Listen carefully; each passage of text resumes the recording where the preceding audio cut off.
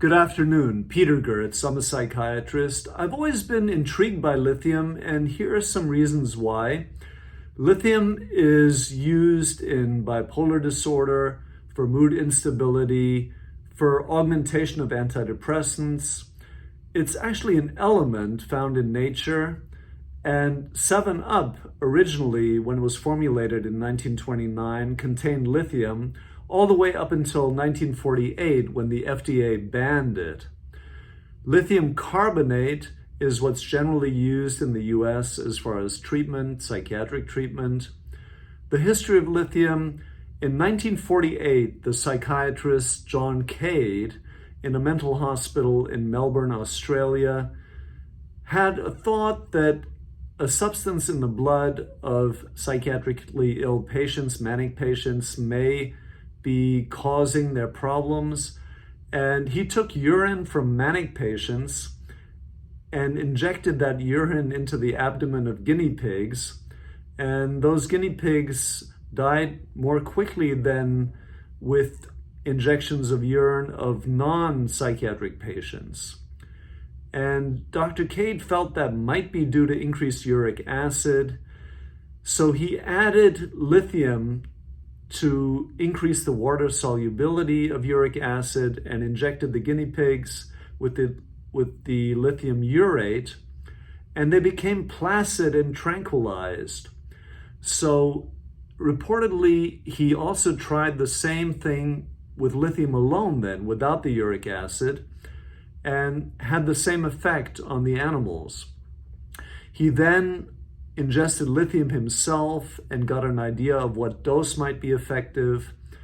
And he tried it then on patients, and at least one of them died. And it became a difficult situation regarding lithium, and it took all the way up until 1970 for the lithium to be approved in the US. And that is, at least in part, related to what I described, that lithium can be dangerous, even lethal in overdose. And what we call the therapeutic index, that's the toxic to therapeutic ratio in the blood, is quite narrow with lithium. So if you increase the dose, not that much, you can already increase the dose to a toxic level. So a therapeutic dose generally is anywhere between 0.4 to 1.2 milliequivalents per liter.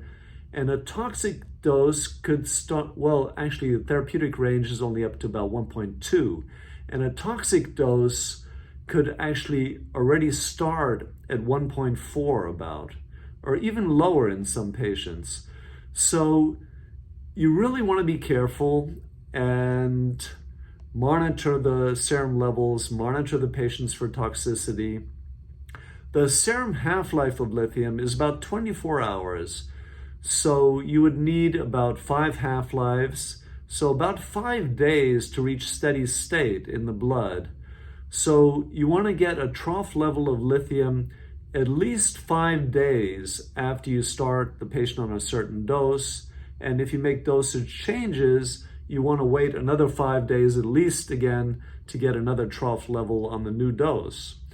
In pregnancy, cardiac abnormalities, including Epstein's anomaly of the tricuspid valve, have been found in about 1 in 100 babies. And Epstein's anomaly is downward displacement of the tricuspid valve and atrialization of the right ventricle. So that's something to consider if you want to prescribe lithium to a pregnant patient. Breastfeeding can also be an issue, and lithium is contained in breast milk, so that's another consideration.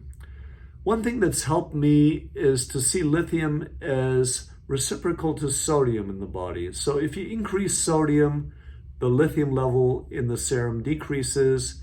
If you increase lithium, the serum level of sodium decreases. And that can help you with understanding drug interactions with lithium. So quite a few drugs can increase lithium level, for instance, thiazides and nonsteroidals. If you only remember two, try and remember thiazides and nonsteroidals. Many other drugs also can increase lithium, like ethacrynic acid, spironolactone, triamterene, ACE inhibitors, furosemide, metronidazole, tetracycline. And some drugs actually decrease serum lithium levels.